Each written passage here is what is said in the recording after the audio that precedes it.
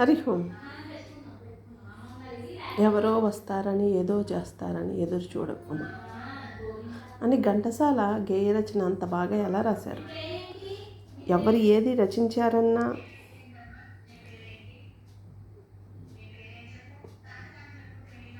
ఎంతటి మహనీయులైన శరీర కర్మ అనుభవించే అంటే మన ఆత్మ బాల్యము, కౌమార్యము, యవ్వనము, గృహస్థు, వానప్రస్థము, వృద్ధాప్యము, ఇన్ని ఒక్కొక్క జన్మలో ఒక్కొక్క పాట నేర్చుకుంటుంది. అందుకే పునరపి జననం పునరపి మరణం జఠరే శయనం.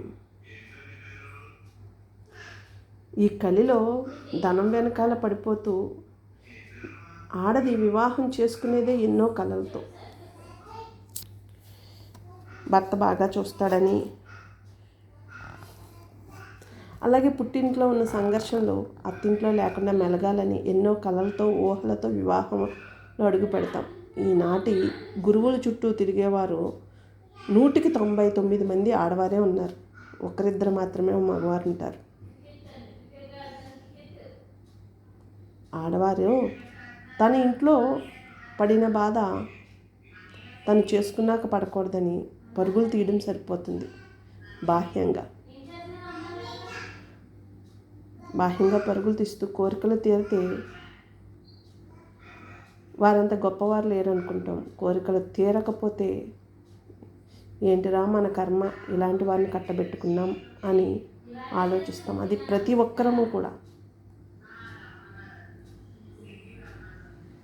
అలా అని పక్క ఆడవారికి కానీ పక్కవారికి కానీ చెప్పుకుంటే లోకుగా చూస్తారనే ఆలోచన విధానం. ఆదరించి చేరదీసేవారు అందరూ తక్కువ.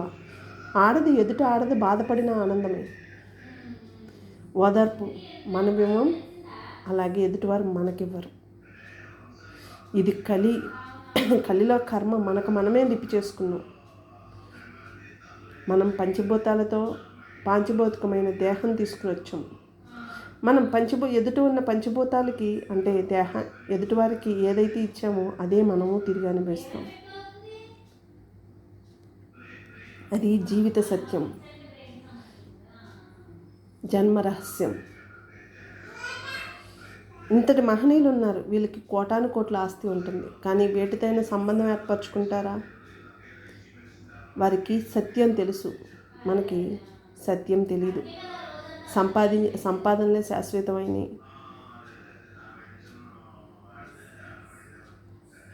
చదువులే జీవితం అని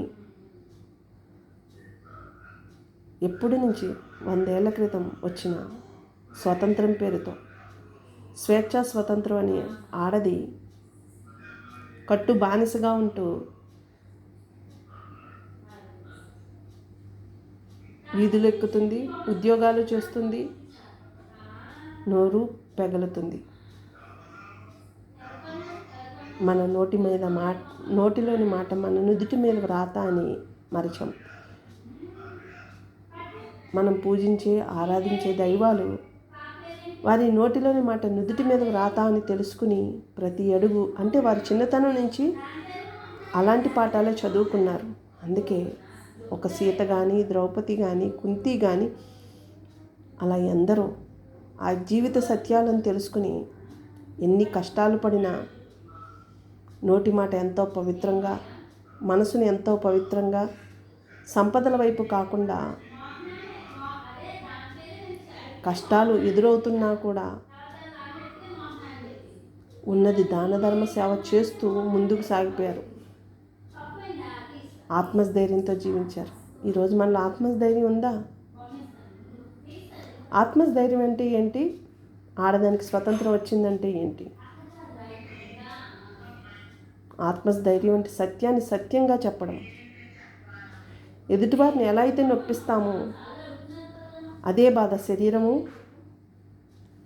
మనసుకి కలుగుతుంది.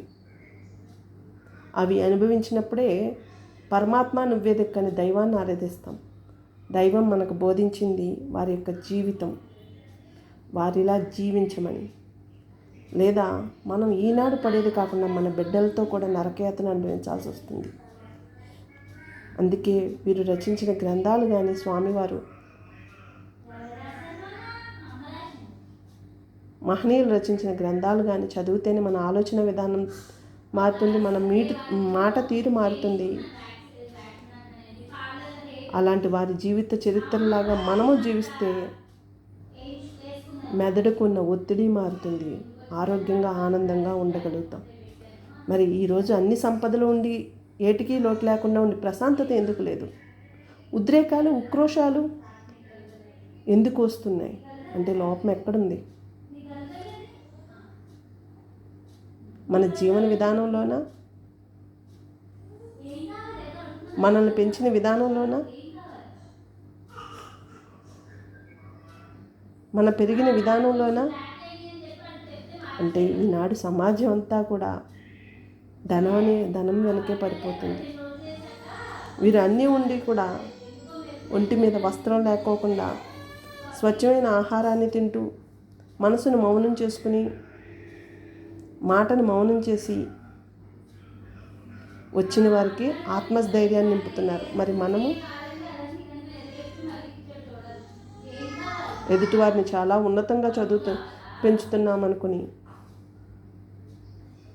సంస్కారహీనుల్లాగా మనం సమాజం నుంచి విడిపడిపోయినట్టు, రేపు మనల్ని వారు విడిపోయేటట్టు, వదిలి వెళ్ళిపోయేటట్టు పెంపకాలు ఉంటున్నాయి. లోపం ఎక్కడుంది? కానీ మనం వచ్చింది వీరిలా జీవించడానికి, ధనము, వస్తువు, వస్త్రము వెనకాల పోవడానికి కాదు. అవి శాశ్వతం కాదు అని అందరికీ తెలుసు, అయినా వాటి పట్ల వ్యామోహం వదలట్లేదు.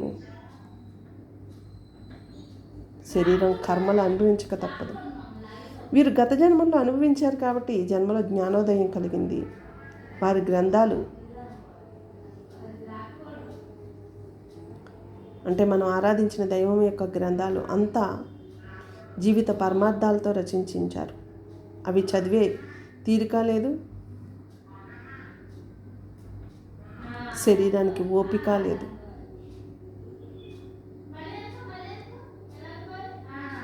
శరీర కర్మలు అనుభవించిన రోజు లేదా ఎదుటివారికి చెప్పుకుంటేనో ఎవరో ఆర్చరో తీర్చరు. మనకు మనంగానే ఈ నిమిషం నుంచి, ఈ శ్వాస నుంచి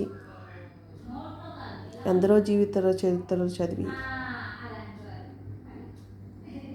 సనాతన గ్రంథాలు చదివి బయటపడాలి. అంటే ఏం బయటపడాలి? శరీరం బయటపడదు, మనసులో ఉన్న ఆలోచనలు, ఒత్తిళ్ళ నుంచి బయటపడాలి. లేదా చిరుప్రాయంలోనే ఈరోజు క్యాన్సర్లు, బీపీలు, థైరాయిడ్లు, అనేక రకమైన రుగ్మతలు శరీరాన్ని పట్టి పీడిస్తున్నాయి. మనం మెదడుని బయట ఉన్నవి కావాలని ఒత్తిడితో నలిపేస్తున్నాం. ఆ ఒత్తిడి శరీరాన్ని నలిపేస్తుంది. అది తొలి రోజుల్లో అప్పుడప్పుడు వస్తూ పోతుంటుంది. అది ఎంత ఒత్తిడి పెరిగే కొలది రోజువారీ క్రమంలో శరీరాన్ని భరించలేక, ఎందుకు బతుకున్నామా అని అర్థం అవ్వక, ఎందుకు ఈ జీవితం అని ఆలోచన లేక చుట్టూ ఉన్న వారితో, శరీరంతో నరకయాతన అనుభవిస్తాం. నరకమంతా ఇక్కడే ఉంది, ఎక్కడో లేదు. స్వర్గమైన ఇక్కడే ఉంది. మహనీయుల చరిత్రలు చదివి వారిలా జీవిస్తే మన జన్మ ధన్యత పొందుతుంది. అవే ఇంతటి మహనీయులు అర్థము, అవగాహన కలిగేటట్టు సూచనలు చేస్తారు.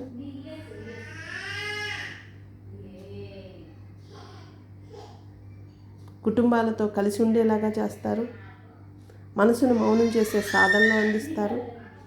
మాటను పవిత్రంగా మాట్లాడే సూచనలు చేస్తారు.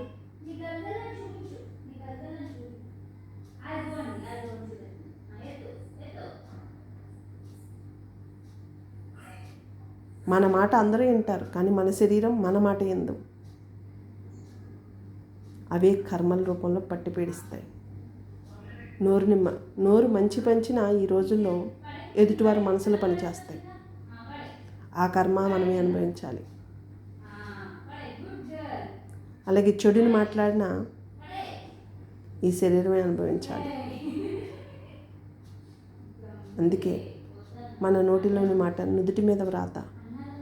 యద్భావం తద్భవతి. మన భావనలు ఎంత పవిత్రంగా ఉన్నా చుట్టూ ఉన్నవారు కూడా అంత పవిత్రంగా తయారవుతాయి. అందరూ ఆరోగ్యంగా, ఆనందంగా, ప్రశాంతంగా శరీరాన్ని వదులుతాం. మన నోటిలోని మాట ఎంత పవిత్రంగా ఉంటే అంత మనసుకు అంటుకోకుండా ప్రశాంతంగా జీవిస్తాం, ఆనంద ఆరోగ్యంగా తరిస్తాం. మానవుడు పుట్టి మనం ఒక వయసు వచ్చిన తర్వాత గుళ్ళు, క్షేత్రాలు, పీఠాలు, ఆశ్రమాలను తిరగడం కాదు, ఆ మహనీయులు రచించిన కథలను విని మన జీవన విధానాన్ని మార్చుకోవాలి, మాట తీరును మార్చుకోవాలి, పనితీరును మార్చుకోవాలి, ఆలోచన తీరును మార్చుకోవాలి. క్షేత్రాలు దర్శించగానే కాదు, క్షేత్రం ఎందుకు వెళ్తున్నాం? క్షేత్ర దర్శనం మన మనసును మౌనం చేయాలి. అక్కడికి వెళ్ళేసరికి నామస్మరణతో ప్రతి ఒక్కరూ ఉంటారు. అదే నామస్మరణ ఇంటికి వచ్చిన తర్వాత కూడా మననం విచారణ చేయాలి. ఎత్తైన పర్వతాలు ఎక్కినప్పుడు మన పీల్చే గాలి శ్వాసగా మారుతుంది. ఆ శ్వాసను గమనించాలి. అక్కడున్న ప్రశాంతతను తీసుకొచ్చి ఇంటిలో కూడా ఆ ప్రశాంతతతో జీవన విధానం కొనసాగించాలి. మన కర్మలకు మనమే బాధ్యులం, మన ఆనందానికి మనమే బాధ్యులం, మన అనారోగ్యానికి మనమే బాధ్యులం. ఎవరూ కాదు. ఎదుటివారిలో లేదు లోపం, మనలోనే ఉంది. ఏమిటా లోపం? బయట ఏదో ఉంది. అందరిలాగా జీవించాలని, అదే జీవితం అని అపోహలో జీవించడమే మన లోపం.